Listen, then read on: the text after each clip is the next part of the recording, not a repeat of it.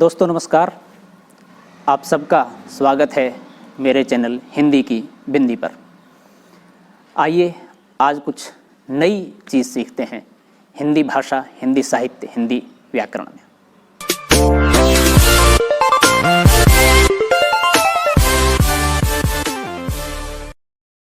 आज का टॉपिक है उपवाक्य। उपवाक्य क्या होता है, उसकी परिभाषा। ऐसा पद समूह जिसका अपना अर्थ हो, जो एक वाक्य का भाग हो और जिसमें उद्देश्य और विधेय हो, उपवाक्य कहलाता है। सरल शब्दों में जिन क्रियायुक्त पदों से आंशिक भाव व्यक्त होता है उन्हें उपवाक्य कहते हैं। उपवाक्य किसी वाक्य का अंश होता है। इसमें कर्ता और क्रिया का होना आवश्यक है। जैसे मंजू स्कूल नहीं गई क्योंकि पानी बरस रहा था। मैं नहीं जानता कि वह कहाँ रहता है। यह वही घड़ी है जिसे मैंने कलकत्ते में खरीदी थी। ऊपर के वाक्यों में क्योंकि पानी बरस रहा था, कि वह कहाँ रहता है और जिसे मैंने कलकत्ते से खरीदी थी उपवाक्य हैं। उपवाक्यों के आरंभ में अधिकतर की, जिससे, ताकि, जो, जितना, ज्यों त्यों, चूंकि, क्योंकि, यदि, यद्यपि, तब, जहां इत्यादि शब्द अवश्य होते हैं। उपवाक्य के प्रकार। उपवाक्य 3 प्रकार के होते हैं: संज्ञा उपवाक्य, विशेषण उपवाक्य, क्रिया विशेषण उपवाक्य, संज्ञा उपवाक्य। अब हम बात करते हैं संज्ञा उपवाक्य की। वह उपवाक्य जो प्रधान या मुख्य उपवाक्य की संज्ञा या कारक के रूप में सहायता करे, उसे संज्ञा उपवाक्य कहते हैं। दूसरे शब्दों में जो गौण उपवाक्य प्रधान उपवाक्य का उद्देश्य यानी कर्ता, कर्म या पूरक बनकर संज्ञा अथवा सर्वनाम के स्थान पर प्रयुक्त हो, वह संज्ञा उपवाक्य कहलाता है। यह कर्म सकर्मक क्रिया या पूरक अकर्मक क्रिया का काम करता है, जैसा संज्ञा करती है। संज्ञा उपवाक्य की पहचान यह है कि इस उपवाक्य के पूर्व की होता है। जैसे राम ने कहा कि मैं पढ़ूंगा, यहाँ मैं पढ़ूंगा संज्ञा उपवाक्य है। मैं नहीं जानता कि वह कहाँ है, इस वाक्य में वह कहाँ है संज्ञा उपवाक्य है। इस तरह संज्ञा उपवाक्य की पहचान की जा सकती है। संज्ञा उपवाक्य संज्ञा का कार्य करते हैं, अर्थात किसी क्रिया का कर्ता।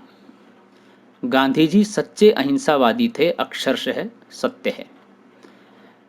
यह अक्षरशः सत्य है, प्रधान उपवाक्य है। कि गांधी जी सच्चे अहिंसावादी थे, संज्ञा उपवाक्य है, क्रिया का कर्ता है। किसी क्रिया का कर्म, मैं जानता हूं कि तुम आलसी हो, मैं जानता हूं, प्रधान उपवाक्य है।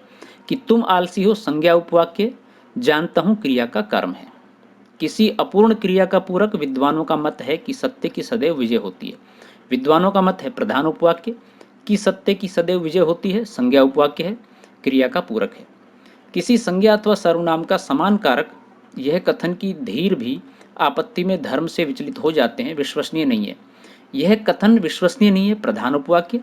कि धीर भी आपत्ति में धर्म से विचलित हो जाते हैं, संज्ञा उपवाक्य कथन का समान कारक है। इस तरह से इन उपवाक्यों में अर्थात संज्ञा उपवाक्यों में आप पहचान कर सकते हैं। टिप्पणी। अधिकतर संज्ञा उपवाक्य की से आरंभ होते हैं, किंतु जब की वाले उपवाक्य से संबंधित उपवाक्य में इतना का प्रयोग होता है तो की से आरंभ होने वाले उपवाक्य संज्ञा उपवाक्य न होकर क्रिया विशेषण उपवाक्य होते हैं। जैसे तुमने उसे इतना पीटा कि वह बेहोश हो गया। प्रश्न इतने जटिल थे कि वह उत्तर नहीं दे सका। तुमने उसे इतना पीटा, प्रधान उपवाक्य। कि वह बेहोश हो गया, क्रिया विशेषण उपवाक्य परिणाम में। प्रश्न इतने जटिल थे, प्रधान उपवाक्य। कि वह उत्तर नहीं दे सका, क्रिया विशेषण उपवाक्य कारण। कभी कभी की शब्द अथवा के अर्थ में भी प्रयुक्त होता है, अतः ऐसे स्थान पर की वाला उपवाक्य समान पदी होता है, संज्ञा उपवाक्य नहीं होता है। जैसे तुम पुस्तक पढ़ते हो कि नहीं। तुम पुस्तक पढ़ते हो, प्रधान उपवाक्य। कि नहीं पढ़ते हो, समान पदी उपवाक्य। कि नहीं का अर्थ है नहीं पढ़ते हो। यदि संज्ञा उपवाक्य कर्ता कारक के रूप में संबद्ध क्रिया से पहले प्रयुक्त होता है तो की का प्रयोग नहीं होता है। जैसे गांधी जी सच्चे अहिंसावादी थे, अक्षरशः सत्य है। संज्ञा उपवाक्य वाक्य के आरंभ में है, अतः की का प्रयोग नहीं हुआ। कभी कभी की प्रश्न आदि में छिपा भी रहता है। जैसे मैंने कहा चुप रहो, आज्ञा। राम ने पूछा तुम कहाँ जाते हो, प्रश्न। की लुप्त है दोनों में ही, जबकि दोनों में उसमें प्रयुक्त हो सकता है। विशेषण उपवाक्य, जो उपवाक्य किसी दूसरे उपवाक्य में आए संज्ञा या सर्वनाम की विशेषता प्रकट करता है, उसे विशेषण उपवाक्य कहते हैं। दूसरे शब्दों में जो गौण उपवाक्य प्रधान उपवाक्य की संज्ञा, सर्वनाम या संज्ञा पदबंध की विशेषता बताए, वह विशेषण उपवाक्य कहलाता है। पूरे वाक्य में इसका वही काम आता है जो साधारण वाक्य में किसी विशेषण का होता है। जैसे वह विद्यार्थी जो कल अनुपस्थित था बीमार है। वह विद्यार्थी बीमार है प्रधान उपवाक्य, जो कल अनुपस्थित था विशेषण उपवाक्य, विद्यार्थी की विशेषता बतलाता है। यह जरूरी नहीं कि विशेषण उपवाक्य प्रधान उपवाक्य में आए हुए की किसी शब्द की विशेषता प्रकट करे, यह अन्य उपवाक्य में आए हुए शब्दों की भी विशेषता प्रकट कर सकता है। मैंने कहा कि तुमने एक कलम खरीदी है जो बाजार में सबसे सस्ती है। मैंने कहा प्रधान उपवाक्य, कि तुमने ये कलम खरीदी है संज्ञा उपवाक्य, कहा क्रिया का कर्म है। जो बाजार में सस्ती है ये विशेषण उपवाक्य संज्ञा उपवाक्य में आए। कलम शब्द की व्याप्ति मर्यादित करती है यानी विशेषता बतलाती है। कभी कभी जो के स्थान पर जैसे, जितना इत्यादि जय ही वाले शब्द आते हैं। क्रिया विशेषण उपवाक्य, जो उपवाक्य किसी क्रिया की विशेषता बतलाते हैं उन्हें क्रिया विशेषण उपवाक्य कहते हैं। दूसरे शब्दों में, जो गौण या आश्रित उपवाक्य मुख्य उपवाक्य की क्रिया की काल या स्थान आदि से संबद्ध विशेषता बताएं उन्हें क्रिया विशेषण उपवाक्य कहते हैं। जब पानी बरसता है तब मेंढक बोलते हैं। यहाँ जब पानी बरसता है क्रिया विशेषण उपवाक्य है। ये उपवाक्य क्रिया या समय, स्थान, कारक, प्रयोजन, परिणाम आदि बताते हैं। इनका आरंभ जब, जहाँ, क्योंकि, जिससे, अतः, अगर, यद्यपि, चाहे, जो, ज्यों त्यों, मानो इत्यादि से होता है। जैसे जब पानी बरसे तब खेत जोत डालना। समय, जहाँ सज्जनों का मान होता है वहाँ लक्ष्मी निवास करती है। ये स्थान, समय और स्थान दोनों को वाक्य व्यक्त कर रहे हैं। मैं रोटी नहीं खाऊंगा क्योंकि पेट में अधिक दर्द है, कारण स्पष्ट हो रहा है। मुझे पुस्तक दे दो जिससे मैं पाठ याद कर लूं, प्रयोजन, क्या उद्देश्य है। राम ने कठिन परिश्रम किया अतः परीक्षा में उत्तीर्ण हो गया, परिणाम कैसा आया। यदि मोहन यहाँ आएगा तो मैं अवश्य जाऊंगा, शर्त, नियम। राम ऐसा ही चतुर है जैसे कि तुम हो, तुलना। जितना ही वह धनवान होता जाता है उतना ही वह कृपण होता जाता है, मर्यादा। जैसे जैसे मैं बोलूं वैसे वैसे तुम लिखो, प्रकार।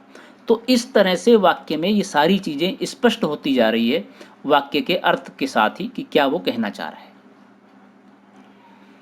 उपवाक्य के प्रकार, भेद। दो भेद होते हैं, एक प्रधान उपवाक्य, एक आश्रित उपवाक्य। प्रधान उपवाक्य, जो उपवाक्य पूरे वाक्य से पृथक भी लिखा जाए तथा जिसका अर्थ किसी दूसरे पर आश्रित न हो उसे प्रधान उपवाक्य कहते हैं।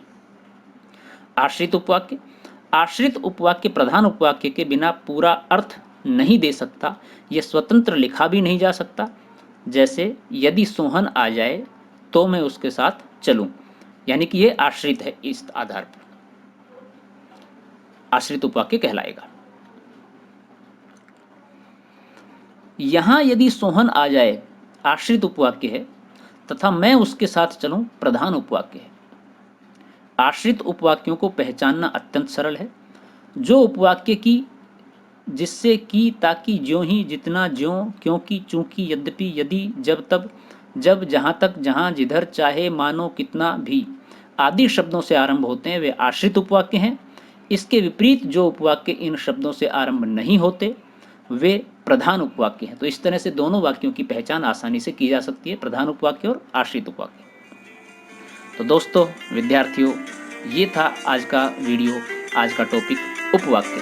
संभवतः आसानी से आप समझ गए होंगे और अब उपवाक्य में कोई दिक्कत आपको नहीं आ रही है। आपने वीडियो पूरा देखा, इसके लिए आपका बहुत बहुत धन्यवाद। यदि वीडियो आपको अच्छा लगा हो तो प्लीज़ इसे लाइक करें, शेयर करें और आप कुछ कहना चाहते हो तो कमेंट्स के माध्यम से हमें ज़रूर बताएं। यदि कुछ बात समझ में नहीं आई हो तो हम और स्पष्ट करने की कोशिश करेंगे।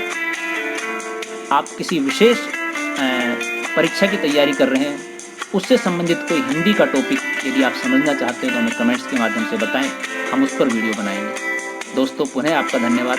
निवेदन है, यदि आपने हमारा चैनल अभी तक सब्सक्राइब नहीं किया है तो प्लीज़ उसे सब्सक्राइब जरूर करें और बेल आइकन को जरूर दबाएं ताकि कोई वीडियो आप मिस न कर पाएँ, नोटिफिकेशन आपको तुरंत मिलता रहे। शुक्रिया। बहुत जल्दी दूसरी वीडियो के साथ मिलते हैं, तब तक के लिए शुक्रिया, नमस्कार।